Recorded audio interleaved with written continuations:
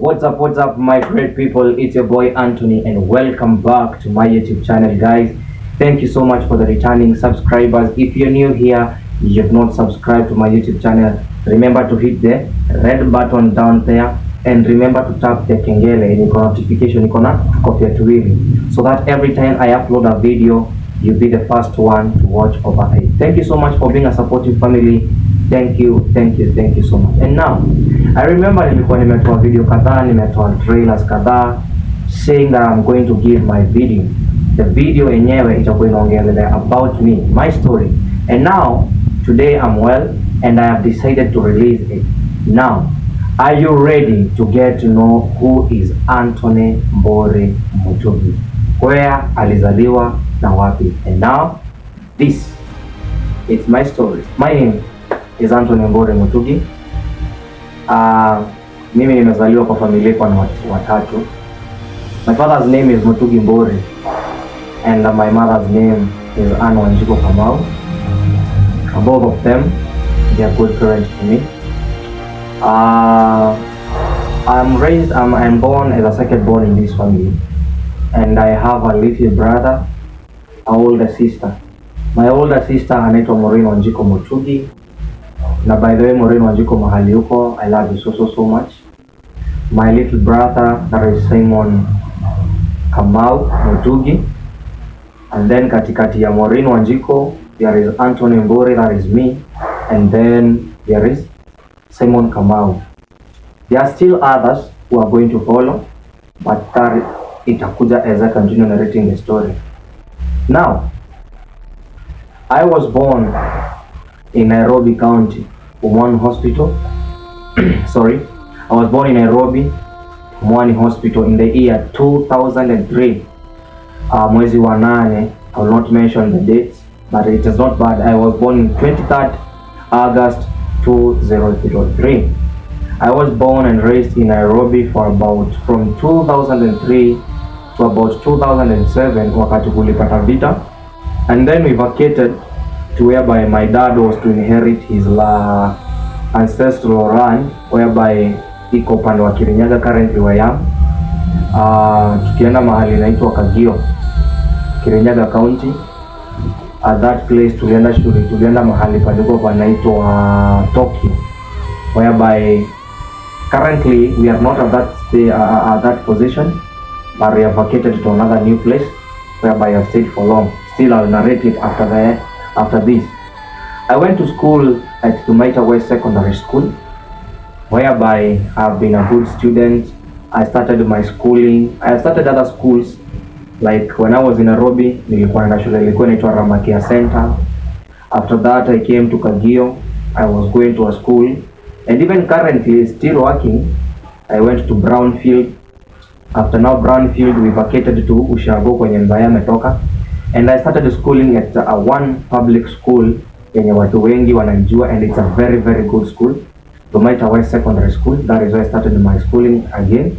I started from nursery, pre-unit, lower classes, upper classes. I did my KCSE in the year 2008. During my primary life, I faced a lot of challenges, whereby these challenges, some of them they strengthened us, some of them they weakened us. But we thank God because even today we are still working, and we are still walking in faith and in righteousness. One day, whereby life ilianza kutu challenge sana. It was a day my mom and dad walianza kizuizi, walianza vita in the family, and it is a painful thing for me because imekuwa like a trauma kwangu even today. I don't like talking about it, but because I want to express myself, because sijaipata chance by the way ya kuji-express saying what I've gone through in life. Maybe kuna mtu ananionanga mahali, or kuna mtu anaonanga watu wametembea hivyo and they think that hao watu wapiti challenges, I'm the only one. Now, my challenge might be little to some of us. Kuna mwenye najua after this video I'm going to encourage them. There are some people I know after this they'll get to know indeed even after kupitia mashida we still can do well in life. I'm not well, but I am in a position. So in the year 2013, that is 2013, when President Uhuru Muigai Kenyatta alikuwa anaingia kwa uongozi, that's where my life changed. Not only my life, but only my sister's life, my mother's life, and also my brother's life. Tukiwa tu hapo 2013, my mom was working mahali tulikuwa tumeweka duka, and my dad alikuwa mtu wa kulima huko shamba, kwa nyanya hapo, kwa mandizi hapo, kwa mahindi. So one day kulikuwa na chaos in the family. All these challenges they came through, na mzazi wakaanza kukosana leo kesho hivyo. There are some fights that are making even us sisi kama watoi we are suffering a lot. So one day tulitoka shule kama kawaida, and tulikuwa tunatoka shule tunaenda place mare hapo, and then we go back home, tunaosha vyombo, tunaosha uniform, we clean, we wash our bodies, and then we go back kwa duka kuongoja maneno tufunge turudi naye pamoja. So one day when we were doing that, we went back home and we found that mzaya amefunga nyumba and ameenda. So we had to go back to that shop with our bags, with our uniforms, and we had to kulala huko kwa duka. The challenge was that mzai first of all alikuwa anauza the shamba, the ancestral land, and the ancestral land yenye alikuwa amepewa alikuwa amefagia. So when I mean by fagia, na yote. So we were forced to get out of the house and we went somewhere to start our own life. Currently, for those people who knows us from that area, that Tokyo area, wanajua vizuri in our family tulikuwa one of the stable people in that area. Now you can imagine from being stable to going back down. So I'm sorry, ni hitilafu kidogo imetendeka hapo before as you were recording, but now everything is all good. So I was saying this, one day tukatoka shule, we were going back home. Wakati tulifika hapo hivyo kwa duka, tukaambia mzee tumeenda nyumbani. We found mzee amefunga nyumba and all that na ameenda. So the funniest thing is that I, my sister and my brother, we never knew what's happening. Lakini mzee, because they never allowed us to know whether they are in troubles ama they are in commotions. Hawangetaka tujue. So peace of mind for us kids ilikuwa the first keeping, and I thank God for giving such kind of parents. Hawakutaka tujue mambo yenye na happen kwao. So after that si tukaenda home, tukarudi tena kwa duka. So tukienda nyumbani tena, mama akatuambia twende nyumbani. She called a boda, tukabeba mpaka place ilikuwa inaitwa Sumaika. So tukaenda, we rented a keja, it was in a certain plot. Tukakaa hapo. At that time nyumba haina kitu, we don't have even beds, we don't have even chairs, we don't have even like tables ama kitu ya kupika. So it is survival for the fittest. At that time duka yetu ilikuwa inaenda low, but now we had nothing to do but only to just survive vile tutaweza. So ikafika mahali now, before we package to that plot, tujuliana tu karibu na shule. Ikafika mahali first of all my mama akaondoka kwanza. So we were left stranded because even watoto, even mzae yeye mwenyewe hakutaka kutuona kama watoto wake. So he used to go outside there because now he has the money, ancestral land ameuzwa. So mzae aliendanga huko kupiga sherehe. So imagine now villagers who are from our village, they are the one now kugawana watoto sasa. My brother akaenda kwa huyu, mimi nikaenda kwa huyu akaenda, my sister akaenda kwa huyu. So tuligawanyishwa, and that thing it hit us differently because it was a trauma. Because even time tulifukuzwa, ile time tulitokanga kwa nyumba, we had nothing, hata nguo tunatoa nguo za wengine. So that thing was very hurting. On a serious note, you can now imagine umetoka kwa nyumba yako, umeenda kwa nyumba ya wenyewe, and now you are living a life that is not yours. So we had to accept all that, because we never knew what our destiny is carrying for us. So after that, ndo mama kakuja, then after some, I think about 1 month. And remember during that time, sio kila siku tunaenda shule. Reason being, sometimes wale watu tu kulala kwa, tunalala kwa duka ama tunalala place nyingine, hauna food, hauna nguo. So even going to school, it was a very challenging thing. Because hata nakumbuka there is a time my mom aliendanga tu akaniacha mimi na brother yangu for about around 4 months. At that time sikuwa naenda shule, my brother ni mdogo, angeachwa mahali, hangekaa na mtu mwingine. So I will use even to take care of my brother. So that thing ilini sana to an extent. Sasa madha ametukujia, tukaenda plot yenye tulienda kukaa, even where we are, tumekaa hadi tukagrow mahali tumefika. Sasa tukaanza kutoka. So it was a challenging thing for us kutoka kwa nyumba yenye mko mna rent, mnaenda nyumba za kurent, kutoka place mliko mnaenda shamba, mnachuna vitu, mnauza, mnapata pesa, to a place now whereby mom she had now to go out, aende kwa vibarua, ashinde kwa jua the whole day, achomwe ndo sisi jioni tupate kitu ya kukula. And by the way, if you have a parent mwenye anatokanga daily services, anaenda nje, ana hustle, ndo akuje akuletee kitu, in fact unafaa huyo mzazi wako unafaa kumsalute vibaya sana. Just respect that woman, even if he is a woman or a man, just respect them. Mzazi ni mzazi wa mtu ana maana. So ikafika mahali ya sasa tumesettle kwa hiyo plotting. Sasa tumeanza like watu hadi wameanza kutusaidia outsiders, wewe nakuletea hii, sometimes food hapa. And I wanna thank God because ile plot nilienda, like I thank God because even of my life nilipata favor sana, nilipendwa na watu, because after that now watu walianza kuingililia katikati. So whereby my life now started beginning to change. There is whereby tulikaa na sistangu, hata sasa kusikia mzae ameuzadi nyumba na ako karibu kubomoa. So tulienda, somebody called my mom, tukaenda. I'm the one who broke into, nikachukua, I took what you call, nikaingia kwa nyumba, nikachukua tarimbo, nikagonga, nikafungua.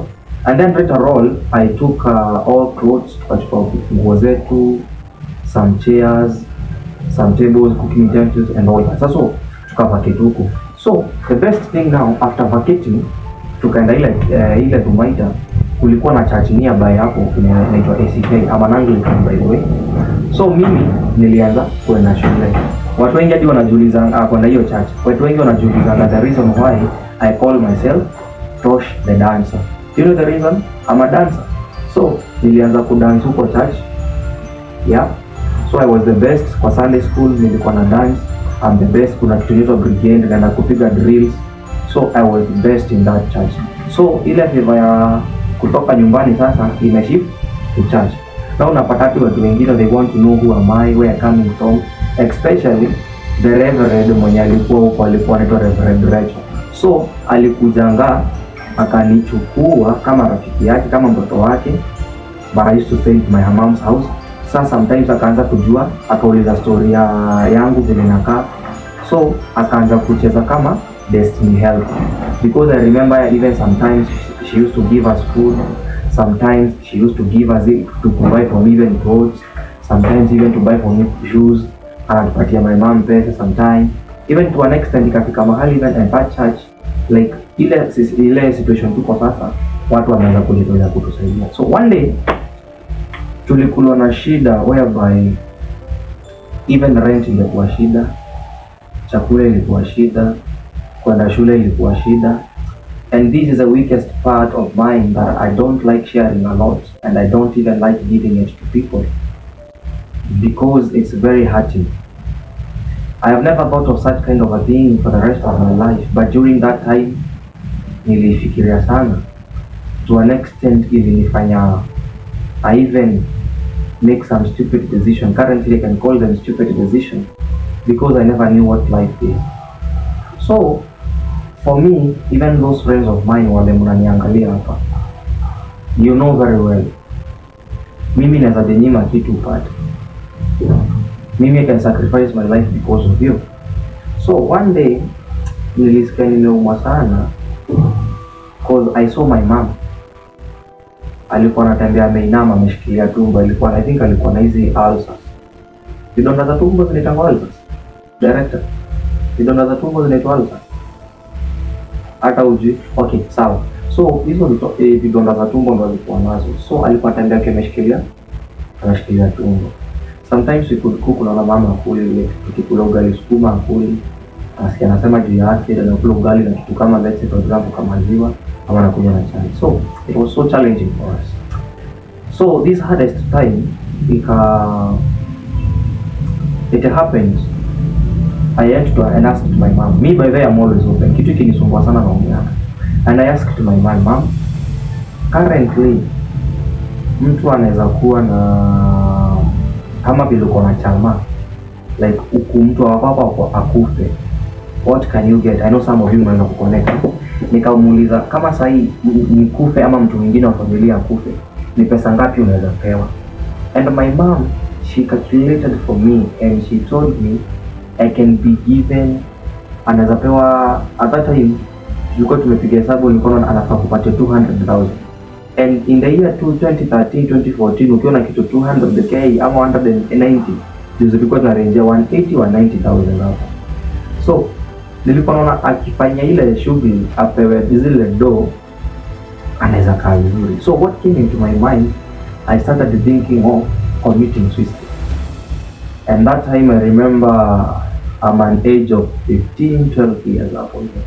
So hiyo kitu ilinijiti vibaya whereby I thought even of committing suicide. So don't think that I never tried. I tried severally. Whereby first time niliendanga, I went back to where we came from. Nilikuwa naenda kutembelea watu huko juu. Nilikuwa najua nikienda kutembea nikirudi home, it's either nirudi na ugali, unga ya ugali. Sometimes I could carry cooked food like githeri imechemshwa tu nikukaanga. Nikienda huko nikirudi nitarudi na mandizi imeiva, mandizi ya kupika matoke, waru, ngwashe and the rest. So nilikuwa naenda place naenda ndo nipate food. Hata kwa Reverend Rachel nilikuwa naenda sana na nikafanya rafiki yake even trustful. Nilikuwa naenda kwake juu ya chakula. Sunday jioni naacha church ndo nikula chakula yenye wachungaji wanapikia. So at that point I was going back. Nilikuwa narudi kule kwa huko kijiji ya Tokyo. So when I was going back, kuna njia nilipitia tunaitanga hapa ya kwa Wanyei. So nikafika mahali kuna kwanga na ka footbridge kana kuanga ka miti imewekwa chini alafu inapigiliwa cross mbao na some sticks. So wakati nilifikanga hapo, what came into my mind after seeing maji imefurika kwa mto, that time was raining. Maji imefurika kwa mto. You know what I did? I thought of jumping into that river. So the moment I was getting prepared niruke, kuna mzee, and may he rest in peace, alikuwa anaitwa Kibisho, baba Munyi, baba wa elimu. Yeye ndo alikuanga hapo na alikuwa ananiona. So because the mzee hangeweza kukimbia ama aweze kunirusha kitu, he shouted to me. Hapo na ile big voice, lakini wakati aliniita nilishtuka nikapotea. Nilisikia ameniita, "Wembo we about." So the moment alisema vile, mimi nilirudi home ndio. Na nikakaa sana before ni rudi ile place because it was I know nilijua nimekosea. So the luckiest thing even today, by the way, hii kitu sijaiambia Mazi, hata sistangu hata brother kuna mwenye anajua, but I wish Mazi anaweza kumbuka nikimuuliza mambo na pesa. So after that I went back home. Nikafikiria on another thing that I can use to commit myself or to kill myself. There is this one friend of mine anaitwa Brian Shiori, by the way, anajitanga Mr. Expensive, ako hapa hivi YouTube. By the way ni msanii mkubwa sana, anapiganga vocals kali sana, gospel artist. Brian Shiori, I think nitaweka bana yake hapa hivi ya YouTube. Fikeni hapo hivyo msubscribe. Ni jamaa roho safi sana, Mr. Expensive. Sasa Brayo yeye ndo alikuwa anakwenda dance kule church. Na sasa juu mimi I was among the best student, alikuwa ananiita uncle. And then the relationship between me and Brayo and some other youths, akina Roba, akina Chache, akina Paul, akina producer Benny and many friends of mine, akina Mark. So hapo ndo tulijuana na nani? Na Brayo. So when I was thinking of another thing to commit myself, to commit suicide, Brayo alikuwa anakuja either shule hapo hivyo tumeita secondary school, na ama akuje jioni football. Akikuja football, the first thing I used to take from Brian ilikuwa baiskeli. So one day nilichukua bike. Nimeendesha tu bike, I'm in stress mood. So nikiendesha bike ukapita trail. So the thing that came into my mind, what if nijifanyie baiskeli inatingika hivi, nijitupe kwa trailer, nigongo nikufe, ndo mahali asaidike. So when I went to push myself to that trailer ya kwanza ilikuwa ishapita. Fortunately or unfortunately, ni kama hadi shetani alikuwa anataka by the way.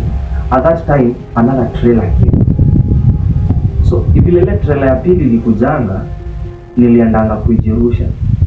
Fortunately or unfortunately, taya ya nini ya baiskeli hizi pedals zikatoka chini. Sasa juu nilikuwa nimesimamilia, like you know what I mean, sikuwa nimekalia kiti. Nilikuwa nimekalia hapa kwa chuma, but I was standing. Nilikuwa napeleka na speed, ndio nikijirusha niende nikiwa So the moment I was just riding that bike bio kwa haraka mbio. The moment tu hiyo trailer ilinikaribia, chain ilitokana.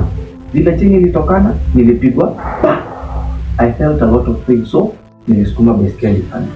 I felt down. I cried a lot because I'm in stress. I went back home, napata shida bado ziko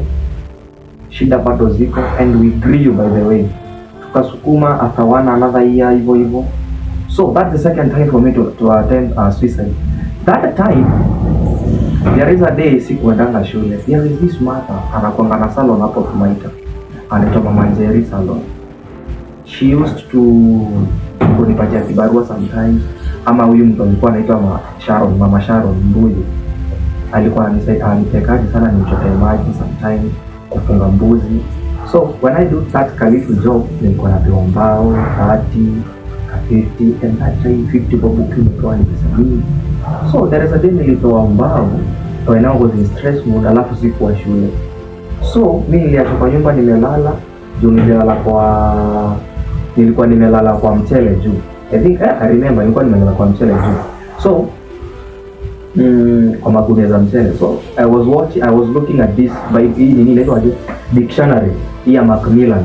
I think it's the 5th edition ama 6th edition ya red, kingine kikubwa. Kuna part ilikuwa na types of cars, types of fruits, types of houses, as do you all that things. So nilikuwa naangalia hizo pictures. When I was looking at those pictures, nikaona ropes. So what came into my mind, I can kill myself through hanging So hiyo 20 bob, kuna kamba zilikuwa zinauzwa 10, zingine za nylon, wengi wanazijua. Nilienda kwa mzee anaitwa Pambazuka, nikamwambia nisaidie kamba moja. So nikiingia kwa nyumba na hiyo kamba, I was called by a friend. Tukatoka nje tukaenda kuogelea huko kwa mto and then we came back. At that time my brother and sister, I think walikuwa wameenda kutembea like they had gone. Walikuwa wameenda na kina Ribe, kina Vivi, kina Mwangi, Edwin. I think walikuwa wametoka something of the sort. I remember that time nilikuwa kwa nyumba peke yangu. So madesi ameenda vibarua. Ikafika kitu around saa 8 ndo tulirudi. Sasa wale tulirudi na wao nikaenda kwao nikakula. First of all food nikakula, then nikarudi kwa nyumba. So what came into my mind first of all, wacha nijihang. So the moment nimejifunga kitanzi, nilikuwa nataka kwenda kufungilia pale and then nijump. Nikasikia sauti ya mama akiongea huko hivi. So the moment I was trying to hang myself, mama yaka. But it's painful, but nimehili vile sijaisema. So madhe na yaka ingia. Immediately when aliingia kwa nyumba, nilikuwa nishafungwa kamba, nishajifungwa kwa shingo na nikapicha ile kamba. So hata madhe hakuiona. That's the third time for me to commit suicide. The fourth time, niliendanga mahali huko home. Kuna mtu anaitwa Joe anakuanga farmer. Sasa ndio alikuwa anaanza kulima nyanya, ngwashe, mahindi za maji. So nilienda nikapata chupa fulani ya dawa. Hiyo chupa ilikuwa na kadawa pale chini. Lakini because akili zangu za mtoto zinaniambia kale kadawa hata nikileta saa hii hakawezi niua. Wacha niende nikaongezea maji. Nikaongezea maji, nikashake, nikunywe nikiwa mimi nikafanya aje, nikachukua chupa. Fortunately nikaenda nayo home. Nikafika nayo home kwetu. Sasa place tulikuwa tunakaa Maida. Watu wakiuliza chupa ni ya nini, na wanaanza kutengeneza gari. Sasa na gari. So nikaenda nikachukua chupa nikaweka maji nikaishiki. At that time mimi nilitoka asubuhi, sikuwa najua place au sikuwa najua mama ameenda ama hajarudi. Kumbe mama ako kwa nyumba. So the moment alisikia nikishika akaniuliza, "Hey, Tony," my mom calls me Tony. "Tony, ni atioreka." Nikamwambia, "Oh, ni chupa nataka kuosha, ilikuwa na dawa, nataka kutengeneza gari." Akaniambia, "Hebu kuja nione hiyo chupa." I went nikamuonyesha, akaniambia ni sawa, usimwage hiyo maji kwa nyumba, ndio mwale kwa mbolea. And that how I was saved from committing suicide. So after that life ikaanza kuwa fiti. Maada akapata job, still struggling a lot, akapata job ya huku Kagio, still struggling. Now another time that I was struggling a lot, it is when I completed my class 8. Nimemaliza class 8 in the period yenye sistangu alikuwa form 1, form 2, form 3 ndo mzaya alikuwa anauza shamba. So alienda akalipia my sister from form 1, form 2, form 3 hadi form 4. Hapo ndo alienda akamlipia. So mimi at that time niko high school, niko primary, sina mimi na depend tu na maadhi. So one day nimemaliza class 8, I need to go through this rites of passage. I need to go to be circumcised. It took time. It took time because hata maadhi ana pesa. So jamaa wale tulikuwa nao akina Kaka, akina Roy, akina Mwangi Mambao, akina Wycliffe Keige and many people wale tulikuwa age mates moja, washaenda wote, they are healed. Wengine wamebakisha wiki ama siku mbili watokezee kwa nyumba, bado mimi sijaenda. So that was another stress. So iliniuma sana until I was working. Nilikuwa nafanya kazi ya kukata mchele. So I'm trying to save hapa na pale, unapata una save hivi lakini unapata kwa nyumba hamna kitu ya kukula. So one day ikafika tu mahali nikaambia mother, because naona kama mambo itakuwa mbaya, so just look for somebody mwenye anaweza tusaidia hata kama nitumrudishie pesa.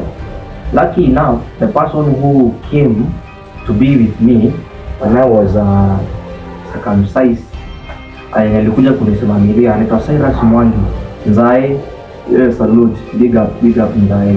You stood by my side. Alinisimamilia, akanisimamilia nyumba, akanisimamilia kwenda kubisa campsite, akanisimamilia even food for those 2 weeks, 3 weeks, and God is great. So after that nikarudi tena kwa mchele. So I was working. One day nikienda to work, na save tu kidogo, nikaweka pesa mahali usiku, nikasahau. So I went nikaweka kwa ventilation, nikapaswa ventilation, nikaweka 2500 hapo. So one day after kufanya hiyo yote, ikafika time now tumemaliza KCSE, we want to go back home, we want to go back to join high school. At that time ana pesa. Well, it was very challenging.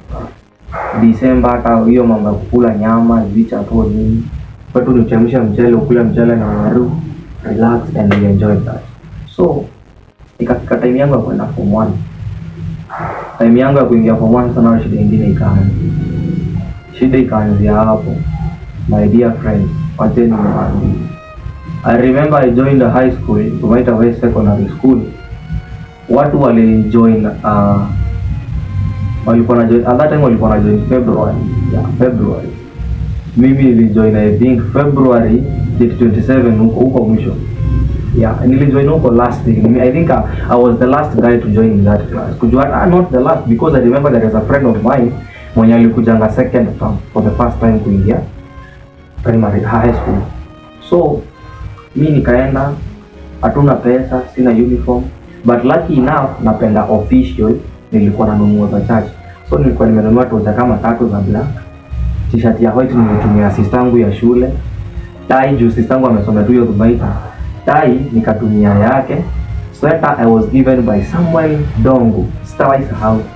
Tai nilipewa na Samuel Dongo, kiatu black ni mimi nilikuwa nayo. Now because hata shule ilikuwa na restrictions zake, lazima uingie sijui na file, uingie na aluminium plate, aluminium cup, spoon, vitu kama files, vitu kama dictionaries, kamusi and all that. So mimi sikuwa na hizo. I had only one bag Kwa hiyo birthday niliweka file, nikaweka kijiko, nikaweka sahani, na nikaweka kikombe. Na kikombe yenye niliweka si aluminium, niliweka kikombe ya plastic. So hata vitu zenye zinahitajika shule zingine sina. Kitu kama dictionary sina, kitu kama Bible sina, kitu kama what do you call it, kamusi sina. So I had to carry only one Bible of mine, of which nilikuwa nayo ya Good News na ilikuwa imeraruka. Na hiyo Bible I think nilikuwa nimetoa church ACK Tumaita. Juu nilienda church nikapata hii Biblia na kaanga huko natumikani. Mimi nikaibe. So it was a little bit challenging because even I used to cry a lot. Mama ananiambia nimeenda kutafuta pesa place fulani. So akiniambia hivyo, akirudi I'm expecting pada kesho ni report shule. So the day that we went to report, tulipata principal, alikuwa anaitwa Principal Koge, Mr. Koge. So Mr. Koge alienda akaongea na mzazi. Lucky enough walikuwa wanajuana na Maria. Maria aliambiwa aje, sasa mama Wanjiko, mbona unajisumbua? Si ungeleta tu kijana asome, pesa unitafutiange baada. So I came to remember, kuna 2500 ilikuanga mahali. So my mama alikamwambia, tukaenda tukachukua pesa tukalipa, and that's how I reported to high school. High school sasa nimeenda report high school. After reporting high school sasa nikaendelea form 1. Performance wapi? Haikuanga mzuri. Performance haikuanga fiti vile. Nikaingia form 1, form 2 tukatoka juu ya corona. Sasa form 2 hapo ndo nilianza kupata life experience. Nilitoka shule form 2, I was taken by somebody alikuwa anaitwa Mbui. Na mafulani Mbiji. That time alikuwa ni na Pawaso. So Pawaso yake I was the one working with it. Kaanza kufanya kazi na Pawaso hivyo. Organs za kijana, nikaintroducewa kwa bangi, nikaintroducewa kwa pombe. I was introduced kwa miraa, hii shisha. Ile kama shisha inavongana kitu. Yeah, I was introduced to those things. But lucky enough for it, I was safe from that time. Went back to school, still challenges here and there. School fees hapa na pale. But the best thing when I was in school, I was a CU chairman. So even you find some teachers like Madam Wangi, and thank you so much, they used to stand with me. Mr. Karani, they used to pay for me school fees. Mr. Modike, by the way, Mr. Modike, my Swahili teacher, salute sana, huyo mzaendo alinisaidia sana tena. So after nimemaliza form 4, that is the year 2022, I came back to my now ni kuhustle because hata matumaini ya kwenda college ni sikuwa. So the other dangerous part of mine, I have two parts that are still dangerous for me. They were dangerous and they were zilinifanya niishi na uoga na zilinifanya niogope life sana. So there is a time nilimaliza form 4. After kumaliza form 4 niliemployiwa mahali kwa duka Kiamakosha Enterprise. Kiamakosha Enterprise kuacha niliacha because of a certain lady alikuwa ameajiriwa hapo, sitamtaja. Nikarudi home. Then kukaa Mr. Modike, hivi mwalimu nasema wangu wa Kiswahili, akauliza, I think he was looking for a person who can work at a certain company ya kuuza soda. That is a distributor wa Coca-Cola. So Mr. Modike aliambiwa atafuta any student mzuri. And now because I was so disciplined and great and good man, so Mr. Modike aliuliza wasichana wale walikuwa nyuma yetu because it was like me natoka last year. Sasa wasichana walikuwa this year akina, I remember one friend alikuwa anaitwa Agnes. There are some friends of mine akina Bridget Wamboi, akina many ladies na wakumbuka na Christina Kido, kuna wakina Derek, so that group akina Jemo. So hao ndo waliouliza na ni student mgani mnajua mzuri mwenye sahi hapo nyumbani na hana kazi. So most of the guys, because they used to see me there tamaking na siko kazi, they called me. Hiyo mwalimu akaambiwa Mbore haiko kazi. Most of the people from home they call me Mbore.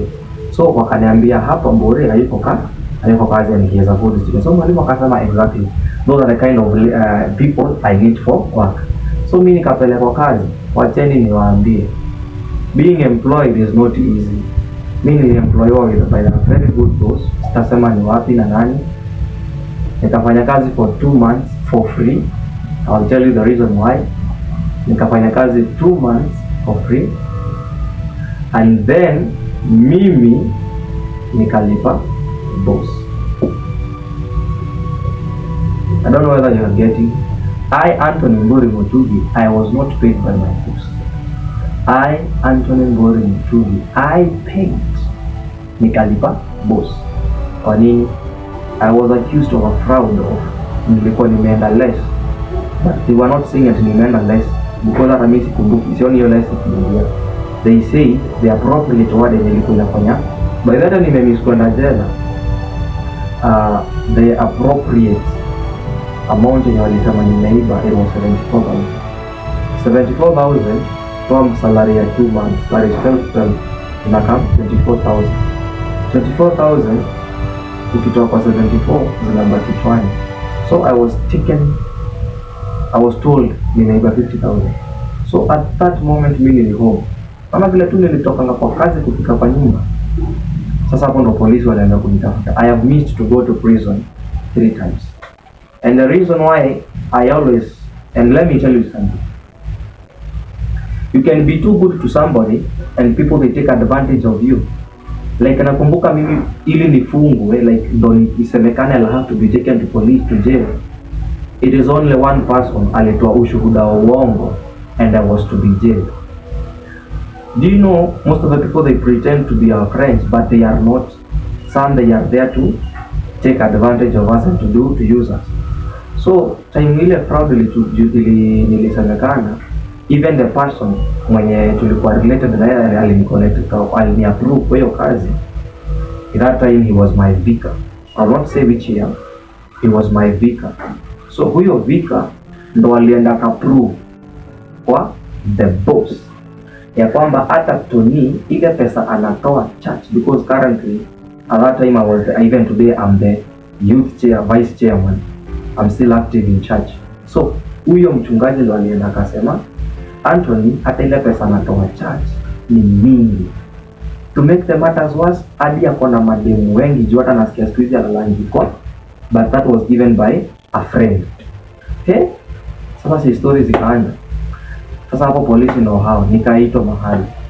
Sema kupeleka kesi mambio. You are fighting with 5 men. You are fighting with 5 men, lakini you are a single man. No. So I was fighting currently. My mind haina ile ya kujitetea. I'm talking the fact. So after kufanya vile, my dear friends, I was to be taken to prison. My mama akakuja kanisaidia. So ya alo kwa poa. So after that, after mama amenisaidia, just a friend amenisalimia. After mama amenisaidia, I went back home. Then later on, my mama alichanuliwa na mtu akaambiwa like usiende kuweka Tony kwa hiyo kesi, enda ujitoe au toe Tony uweke jina yako, and that's how I say. So the next time after some few weeks after agreeing ile tutakuwa tunamlipa, after some few weeks our polisi tena Maria ameitwa Baricho. At that time tulikuwa tunapeleka kwa Mashiri. Maria kaitwa Baricho. Kufika Baricho, Maria he was so hurt. To an extent I was feeling bad because I was not there and I was feeling in my life during that time is the time I experienced depression. Mimi nilikuwa nasikia depression na watu. That's the moment I experienced depression because I remember I used even sometimes to do some things like nikikaa chini vile unaona vile like nimekaa sasa. Ikifika place like I want to wake up. I used to wake up in a strategy. First of all, hata kwa nisimame nijishikilie kitu kama hii. Secondly, nifungue macho. Thirdly, I start to making some few steps by leaning on something. So ningeamka nikiwa nimeenda, nilikuwa na faint. At that time sikuwa nalala, like nilienda through almost a month and something. Because I remember even there are sometimes nilikuwa natoka kwa nyumba usiku, I take a walk from watu wanajua Dhumaita mahali niko to place kama Baricho, narudi. Sometimes nikifika Baricho, nikifika home, narudi nashuka mpaka Kajio. Sasa nikifika kwa nyumba, ninatoka kwa nyumba kitu saa 5. Nikirudi tena kwa nyumba, tunatembea tu pole pole, ni kitu 3 ama 4. Nakuja tu nikiwa nimelala. So I experienced a lot. So tulizungushwa, and let me tell you the truth. There is power in money. Power in money. Ukiwa na pesa saa hii, siku hizo hivyo tunasema sijui the government of Kenya is not corrupt. Ni corrupt kabisa. Ukiwa na pesa, like you can never suffer. in the hands of a policeman. He will still save you no matter who you are. As long as uko na pesa, ganji, utakuwa safe. So tulitataka, but at the end of the day, we still survive and we are still thanking God. So after that, life ikaanza kukua mzuri because now nimeanza kujifanyia kazi. Currently, I'm working on a music class. I want to be the best guitarist in Kirinyaga County for some few months to come, few years to come. I'm going to be the best guitarist. Currently, I'm a dancer. I'm doing dances. Saina dance church. Nafanya dance na watoto wa church. I do write some marefeta for children. Naweza funza watoto dance, Christian dramatized dance, kitu kama hiyo. I'm also a worshipper. I do praises and worship songs. I do lead in every place that I go, and I'm grateful for that. I am also an MC. If you wanna need an MC for your event, my name is Anthony, and you can take my number. Yenye iko hapa chini, that is 0742 719432 or 01144 783 88. Thank you so much for listening to my story. There is more and more to come. I know my future, it is not on men's hand. My future, it is set high on the hands of the Lord, who knows our destinies. For he says in the book of Jeremiah 29:11 that he knows our plans. He knows he has a better plans for us. Plans for prosperity and no plans for failure. Ni vile tu nime just cut it short juu kuna wengi wameniuliza sana, but I have next part of my story that I'll be giving openly. Unajua sasa hii watu wengi are expecting, especially we Kikuyu people, tuna expect tuitwe kana place kama Njoro yako zishanjabuka. We are expecting to be kuhojiwa na mtu kama Oga Obinna. But as long as you have a good phone and you can do it by yourself, editing, why don't you give out your story the way I'm giving mine? You never know. So guys, there's still a lot of challenges in our lives. We are facing a lot even now currently. That's why I'm saying there is part 2 of my story whereby I will narrate it. Sasa hapo nimefikisha sasa nimeemployiwa na nimeachishwa kazi na nimepelekwa prison. So hapo ndo nimefikisha my story. And there is a continuation after that. What happened now and what I have been doing even for the past few years or few days. So thank you so much. God bless you. God do you great. I love you so much. Remember to subscribe to my YouTube channel. That is Tosh the Dancer. And if you have not subscribed, subscribe Mazee. Tell a friend to subscribe. Let's support one another. And I know that God is going to bless. Na nikimalizia, this is an important information that I want to pass to everybody. If you are a young person over there and hauko kadi, imagine unakosea watu. It is always good wewe ukuwe kadi, so that tunajua viongozi hatutaki, tuwaondoe, tuchague viongozi tunataka. Thank you so much guys. We love you. We love you. Remember to subscribe, remember to share, drop a comment mahali upo. Tell us what else would like to know about Tosh the Dancer. God bless you and do you good. Peace.